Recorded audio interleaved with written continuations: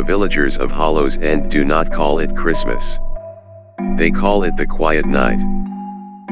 It comes when the first deep snow settles into the hollow, softening the sharp edges of the world and dulling the ever-present whispers.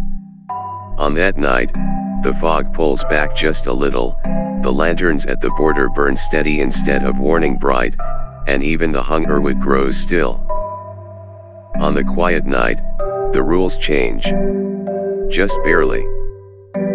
Doors are left unlatched, though never open. Windows are washed and lit from within. The villagers sweep their thresholds clean and draw simple chalk marks along the frames, symbols passed down not for protection, but for recognition. Nothing is invited in. Nothing is challenged. The children are allowed to stay awake later than usual.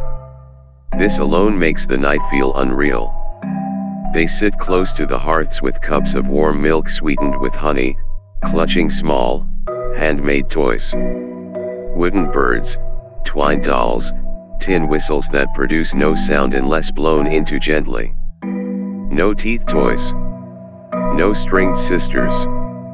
Those are locked away. Even Lurkindreach respects the quiet night. Outside, the snow falls without sound. As dusk deepens, the villagers step into the street one by one, carrying lanterns. The flames inside burn low and blue, fed with oil mixed with crushed birch bark and a pinch of salt never spilled, never crossed.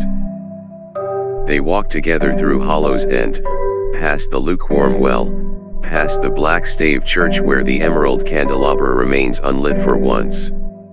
The flesh candles do not weep this night. At each crossroads, a lantern is set down.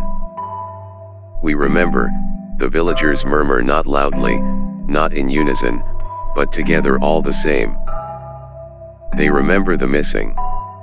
They remember the ones who stayed. They remember the bargains that keep the world stitched together. And the world, for a moment, remembers them kindly. Near midnight, when the snow grows thickest, something moves at the edge of town. The villagers do not look. They never look. But the lanterns brighten as the Warden of Whispers passes through Hollow's End, their porcelain mask uncracked for once, the shadows it weeps falling softly like snow. The sickle of shadows remains lowered. There will be no severing tonight. Even the border holds firm. No knocking comes from beyond. No names are called from the dark. No one gives gifts in Hollow's End on the quiet night. They simply appear. By morning, small offerings rest on windowsills and doorsteps. A mitten repaired so neatly no seam remains. A loaf of bread still warm despite the cold. A child's toy returned, its sharp edges smoothed, its eyes no longer watching. No one asks where they come from. It is understood they are not payment, nor temptation. They are acknowledgments from things that cannot say thank you in any other way. At dawn, the quiet night ends. The snow begins to melt too quickly. The fog creeps back into its usual places. The lanterns are collected, their blue flames gone. The villagers return to their routines. Doors are barred again. Rules return.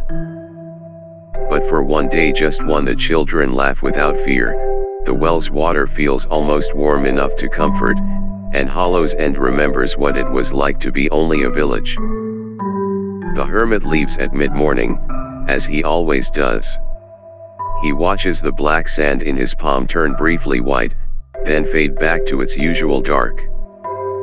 Before he goes, he looks back once.